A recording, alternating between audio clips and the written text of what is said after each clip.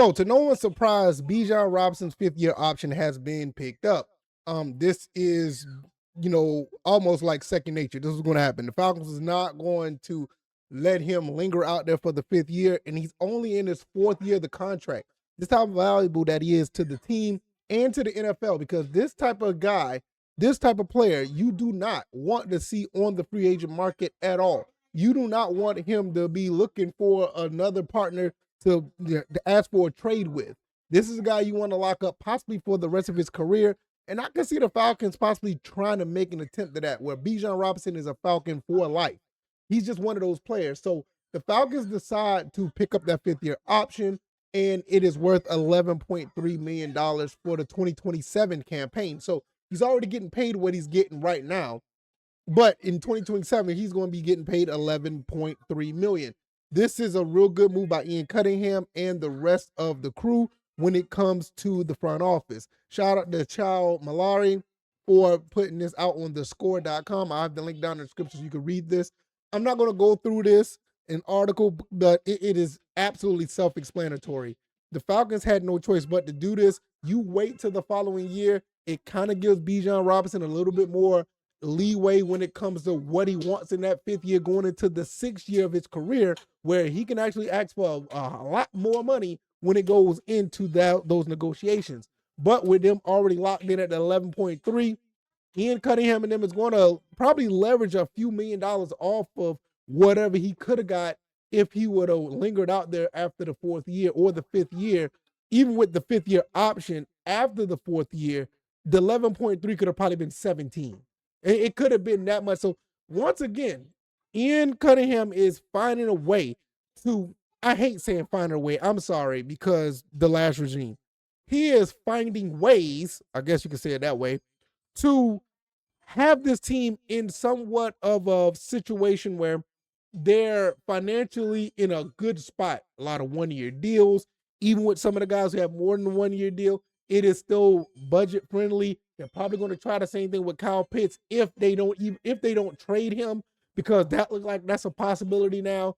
There's a lot going on here when it comes to what the front office is doing.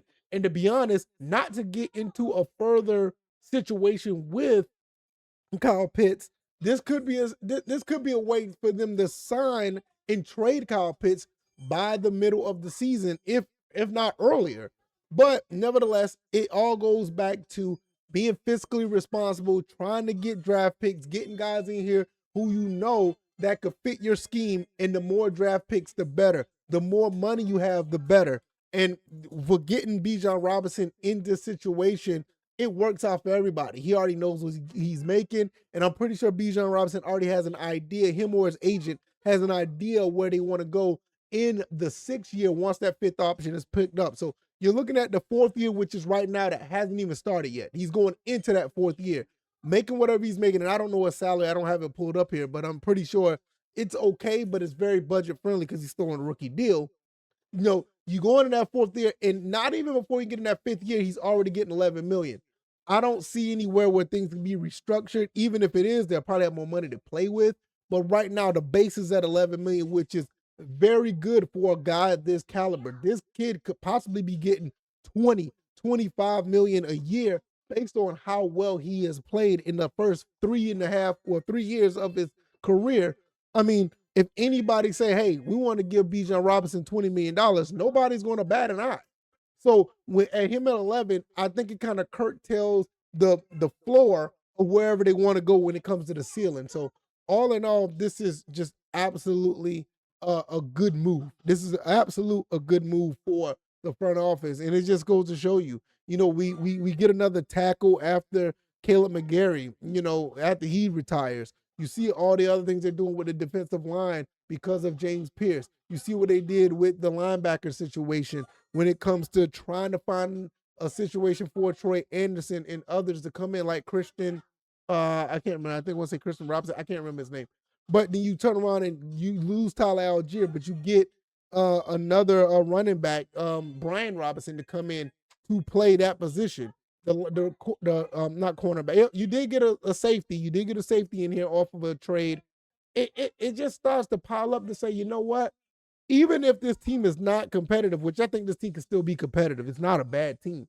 Even if they can be competitive and go far into the postseason, if they get there first, they still have a foundation to where they're cutting a lot of money out of the way. They're going to still have to eat a little bit of Caleb McGarry's money. They're still going to have to eat a little bit of Kirk Cousins' money. But all in all, on the flip side of that, look who they're signing at the same time. They're signing 1-year deals to where it's not hurting the bank. I think right now they're still maybe 24 million in cap space. You still got 5-6 picks that you're going to try to get to have players come in and play, and that's going to work out itself. And then once the 2026 season is flushed out, a lot of these guys on 1-year deals. I mean, we just got to be honest. Some of them aren't going to be here the following year, but that just opens up space to actually do completely what Ian Cunningham and company wants to do. Those guys really want to get this team established. And the only way you're going to have to do that, you're going to have to do similar what we did with the Matt Ryan situation.